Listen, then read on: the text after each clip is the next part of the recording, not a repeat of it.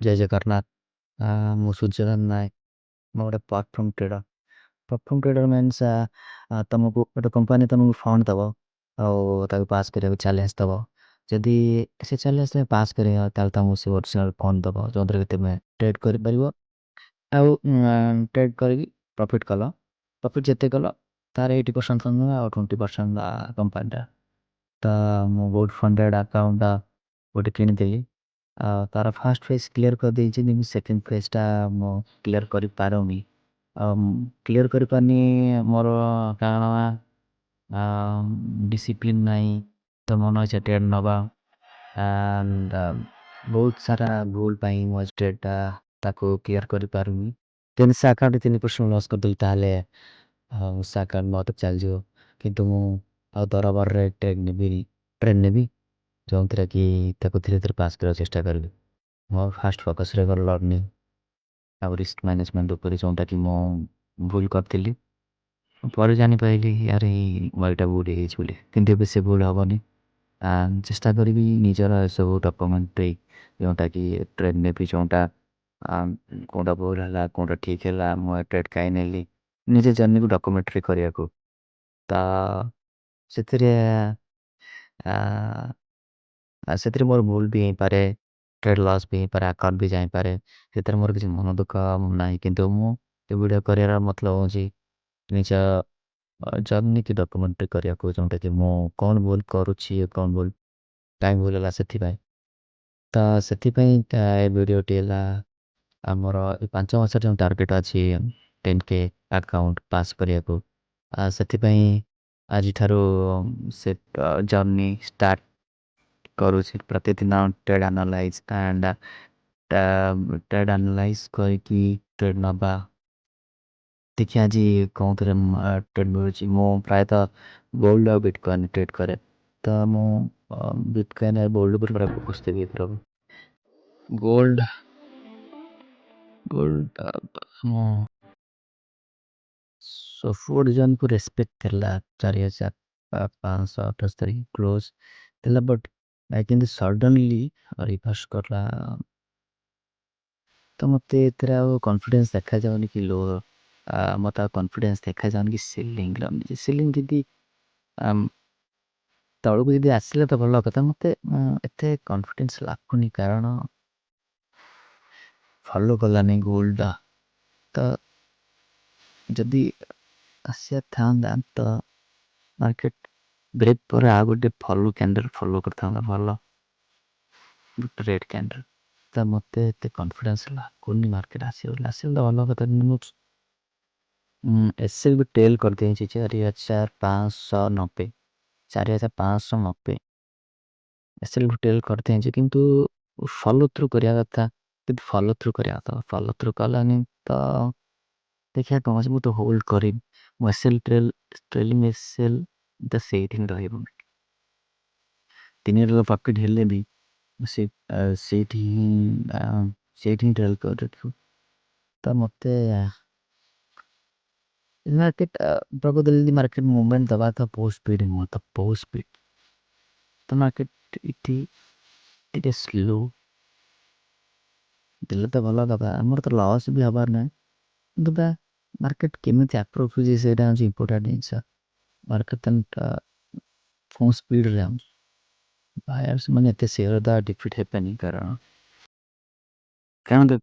Selling ମାନେ panic selling ହୁଏ, ବହୁତ ସ୍ପିଡ଼ ସେଲିଂ ହୁଏ। କିନ୍ତୁ ଏଠି ଏତେ ସ୍ପିଡ଼ ହେଉନି।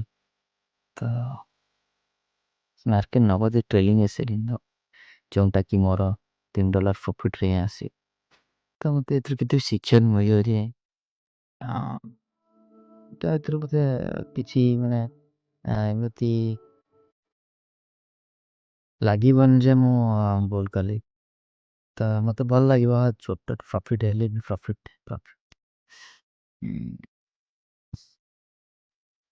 ଯଦି ମୁଁ ମୋର କନଫିଡେନ୍ସ ଥାନ୍ତା, ମାର୍କେଟ ମୋତେ ଏତେ ଭାଙ୍ଗିଛି, ଯଦି ମୋର କନଫିଡେନ୍ସ ଥାନ୍ତା ତ ମୁଁ 0.5ରେ ହିଁ ନେଇଥାନ୍ତି। ତ 0.5ରେ ଯଦି ମୁଁ ସେଲ୍ କରିଥାନ୍ତି ତ 0.5ରେ ମୁଁ ସେଲ୍ କରିଥାନ୍ତି, ମୁଁ ଯେଉଁଠି ବି ସେଲ୍ କରୁଛି। ତ ମୋର ପ୍ରଫିଟ୍ 80 $30 ଲସ୍ ଆଉ $80 ପ୍ରଫିଟ୍‌ରେ ମୁଁ ଥାଆନ୍ତି। କାରଣ ଏବେ ଡ୍ରଡାଉନ୍ ଚାଲିଛି ତ ମୁଁ ଏତେ ବଡ଼ ରିସ୍କ ନେବାକୁ ଚାହୁଁନି। ଯଦି ମୁଁ ଲସ୍‌ରେ ଥାଆନ୍ତି ଯେମିତି $30 ଯେଉଁଟାକି 0.25%ର ଟିକେ ଉପରକୁ 1% ନୁହଁ 0.25% 0.25 ଆପ୍ରୋକ୍ସ ଯଦି ଲସ୍ ହେଇଥାନ୍ତା କିଛି ଅସୁବିଧା ନାହିଁ ନଥାନ୍ତା କିନ୍ତୁ ମୋର ପ୍ରଫିଟ୍ ତାର 3 ଗୁଣ ଏତିକି ବାରମ୍ବାର ରିଜେକ୍ସନ୍ ପାଇଁ ମାର୍କେଟ ଏଠି କ୍ଲୋଜ୍ ଥିଲାନି ତ ମୁଁ ବାହାରକୁ ଯାଇଥିଲି ଭାରି ଟିକେ ଘର କାମରେ ତ ଆସି ଦେଖିଲା ବେଳକୁ ଟ୍ରେଲିଂ ଏସ୍ଏଲ୍ ମାର୍କେଟ ହିଟ୍ କରିସାରିଲେ ତ ମୋତେ ଲାଗୁନି ଆଜି ଏ ହାଫ୍ରେ ମାର୍କେଟଟା ବଡ଼ ମୁଭମେଣ୍ଟ ଥାଉ ବୋଲି ମୋତେ ଲାଗୁଛି ସେକେଣ୍ଡ ହାଫ୍ରେ ମେ ବି ଆଉ ଗୋଟେ ଭଲ ଟ୍ରେଡ୍ ମିଳିପାରେ ଆଉ ଏଥିରେ ଯଦି ମୁଁ ଟ୍ରେଡ୍ ନେଇ ବାଇ ସାଇଡ଼୍ରେ ଯିବି ମୋର ପ୍ଲାନ୍ ରହିବ ଏଇଟା ଯଦି market high level higher high form କଲା ଯଦି ମାର୍କେଟ ଆଗକୁ କାଟିଦେବା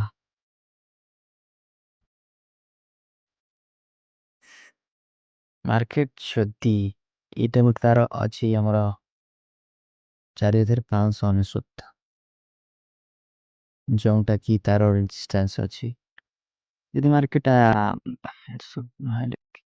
ଆଜି ଗୋଟେ ଦିନରେ କିନ୍ତୁ ମାର୍କେଟ 4607କୁ ବ୍ରେକ୍ କଲା ହାଇ ଲୋ ନୁହଁ ଏଇଟା ଏଇଟା ଯଦି ମାର୍କେଟ 4599କୁ ବ୍ରେକ୍ କଲା ତାହେଲେ ବ୍ରେକ୍ କଲା ରିଟେଷ୍ଟ ପରେ ରିଟେଷ୍ଟ ମାର୍କେଟକୁ ମୁଁ ଏଇ ଲେଭେଲକୁ ଆସିବାକୁ ଦେବି ଯେଉଁଟାକି 4582 ସେ ଲେଭେଲକୁ ଆସିବି ଯଦି ତାକୁ ବ୍ରେକ୍ ନ କଲା ଦେନ୍ ମୁଁ ବାଇ ସାଇଡ୍ ଏଣ୍ଟ୍ରି କରିବି 0.2 ଲଟ୍ ଏବେ ତ ମୋତେ ମାର୍କେଟର ଏବେ ପୋଟେନ୍ସିଆଲ୍ ଲାଗୁନି କାରଣ ଯଦି ମାର୍କେଟଟା ସକାଳୁ ମୁଭମେଣ୍ଟ ଦେଇଥାନ୍ତା ତାହେଲେ ବହୁତ ସ୍ପିଡ୍ ଯାଇଥାନ୍ତା ମୁଁ କହୁଥିଲି ନା ଯଦି ମାର୍କେଟଟା ସେଲ୍ ସାଇଡ୍ ଯିବାର ଅଛି ତାର ସେଲ୍ ସାଇଡ୍ ସବୁଠୁ ସ୍ପିଡ୍ ଯାଏ ତ ଏଠି ସ୍ପିଡ୍ ମାର୍କେଟ ଶୋ କରୁନି ଯଦି ମୁଁ କୁଆଡ଼େ ବାହାରୁ ଯାଇନଥାନ୍ତି ଘର କାମରେ ତାହେଲେ ପାଖାପାଖି $20 ପାଖାପାଖି ମୁଁ ପ୍ରଫିଟ୍ କରିଥାନ୍ତି କାରଣ ମାର୍କେଟ ଫାର୍ଷ୍ଟ ଟାଇମ୍ ଆସିଲା କ୍ଲୋଜ୍ ଦେଲାନି ସେକେଣ୍ଡ ଟାଇମ୍ ଆସିଲା 4775 ଲେଭେଲ୍ ତଥାପି ମାର୍କେଟ କ୍ଲୋଜ୍ ଦେଲାନି ଥାର୍ଡ଼ ଟାଇମ୍ ଆସିଲା 4577 ଅଦର ମାର୍କେଟ କ୍ଲୋଜ୍ ହେଲାନି ତ ମୁଁ ଏଇଠୁ ହିଁ ମୁଁ ମାର୍କେଟ କ୍ଲୋଜ୍ କରିଦେଲି ଯେହେତୁ ମୁଁ ବାହାରକୁ ପଳେଇଥିଲି ତ ମୁଁ ଆସି ଦେଖ ତ ମାର୍କେଟ ଟ୍ରେଲିଂ ଏସ୍ଏଲ୍ ହିଟ୍ କରିସାରିଲାଣି ତ ଯାହା ବି ହେଲେ ଆମର $3 ପ୍ରଫିଟ୍ ଅଛି $4 ତ $20 ଥାନ୍ତା ତ ସେଠି ଚଳିବ ତ ମାର୍କେଟ ବାୟସ୍ ତ ବାହାରିଗଲାଣି ନା ମୋତେ ମାର୍କେଟ ଏବେ ଶୋ କରୁଛି ବି ବାଇ ସାଇଡ୍ ମୁଭମେଣ୍ଟ ତ ମୁଁ ବାଇ ସାଇଡ୍ ହିଁ ନେବି କାରଣ ମାର୍କେଟଟା ବାରମ୍ବାର ରିଜେକ୍ସନ୍ ଖାଉଛି ସେଇ ଇୟର୍ ତ ମାର୍କେଟ ଥରେ ଉପରକୁ ଯାଇ ଥରେ ଆଉ ଗୋଟେ ପୁଲ୍ ବ୍ୟାକ୍ ଦେଲେ ସେ ଜିନିଷକୁ ଯଦି ତାର ପ୍ରିଭିୟସ୍ ଲୋକୁ କ୍ଲୋଜ୍ ନଥିଲା ତ ମୁଁ ବାଇ ସାଇଡ୍ ଏଣ୍ଟ୍ରି କରିବି ଦେଖାଯାଉ ପହଞ୍ଚ ଏବେ ତ କିଛି କରିହେବନି ବସି ଦେଖି ହେବ ବାକି ସେକେଣ୍ଡ ଟ୍ରେଣ୍ଡ ନେବି ପାଖାପାଖି second half I think second half 1:30 London ସେକ୍ସନରେ କି ମାର୍କେଟ ଏବେ ବି 10ଟା ଭିତରେ ମୁଭମେଣ୍ଟ ଦେଇସାରିଥିଲେ ଦେଖିବି ସେକେଣ୍ଡ ହାଫ୍ ପାଇଁ ୱେଟ୍ କରି ମାର୍କେଟ କ୍ଲୋଜ୍ ପାଇଁ ୱେଟ୍ କରି ତ ଦେଖାଯାଉ କ'ଣ ହେଉଛି ହାୟର ଟାଇମ୍ ଫ୍ରେମ୍ରେ ପୁରା ଟାଇମ୍ ଫ୍ରେମ୍ରେ ମାର୍କେଟ लिक्विडिटी स्वीप पूरा डोजी कैंडल फॉर्मेशन करा देन मार्केट पे ग्रीन कैंडल फॉर्मेशन करछि वन डे चार्ट देखिया वन डे मते लागुजी आजी डोजी फॉर्मेशन करिवो कारण already market 3000 fund buy 2000 fund selling ତ ଆଜି ବଡ଼ ମୋମେଣ୍ଟ ନ ହେଇପାରେ ମାର୍କେଟରେ। ଆଜି ବି ନ୍ୟୁଜ୍ ବି ଅଛି। ଆଜି ଏପଟ ନ୍ୟୁଜ୍ ଅଛି 8ଟା 8:30 7ଟା ନ୍ୟୁଜ୍ ଅଛି PPIର। ତ ନ୍ୟୁଜ୍ ବେଳେ ଭାଇ କିଛି ନେଇ ହେବନି।